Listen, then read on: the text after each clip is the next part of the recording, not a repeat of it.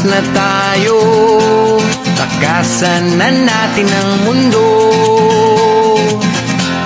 Magtago papalayo sa mas tahimik at payapang mundo. Umubulong ang hanging amihan at huni ng ibon. Dumudulog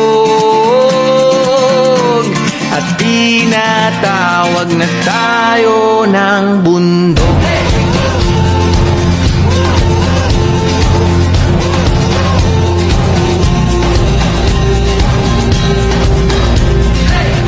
Tumakas na tayo, palayo sa maraming tao. Tumiwalay at magtago sa maingay at malabong mundo. Bumubulong ang hanging habagat at hampas ng alon.